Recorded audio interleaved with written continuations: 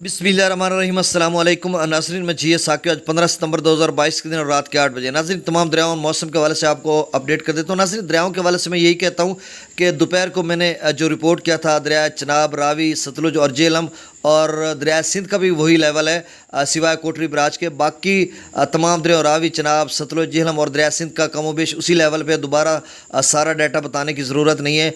थोड़ा बहुत चंद क्यूसेक या किसी कहीं पर 1000 क्यूसेक का इजाफा या कमी देखने को मिली है।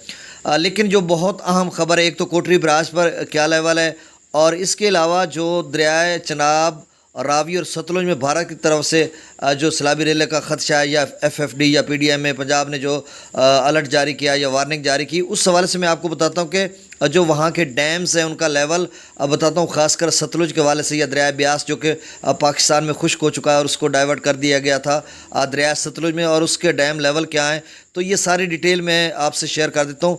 सबसे पहले मैं आपको बता देता हूँ कि दरिया सिंध बिल्कुल नॉर्मल है और कमोबेश वही लेवल है जो मैं पहले बता चुका हूँ।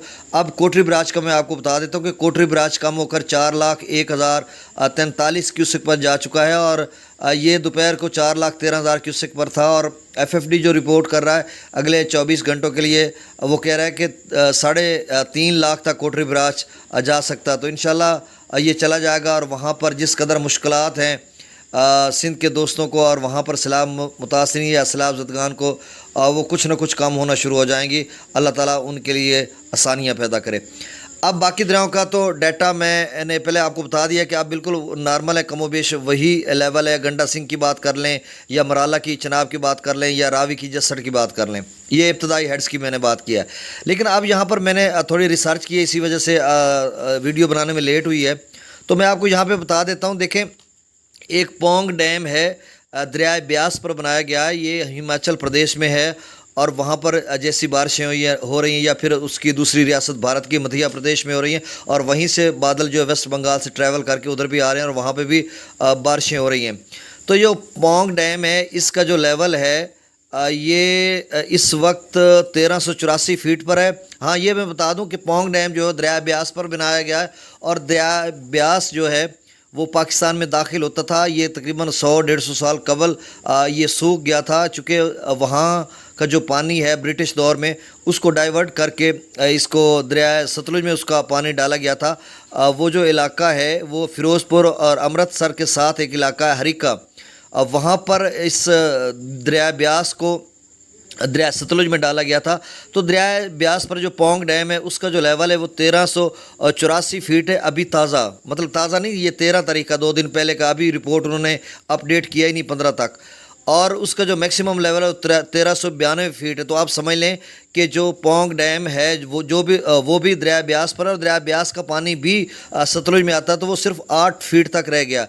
ये 13 तारीख की रिपोर्ट, आप 15 है, तो वहाँ पे बारिशें भी हो रही हो सकता है ये इसका मैक्सिमम लेवल मुकम्मल हो चुका हो, भर गया हो। और अगर दरिया सतलुज पर जो भाखड़ा नंगल डैम है उसकी बात करते हैं, तो वो भी 13 तारीख का वहाँ पे अपडेट है, और उसके बाद अपडेट नहीं किया गया। मैंने अभी रिसर्च किया, चेक किया है, और वहाँ पर उनकी वेबसाइट पर जाकर विज़िट किया, तो 1669 फीट तक भर चुका है भाखड़ा नंगल डैम। अभी 11 फीट रहता है।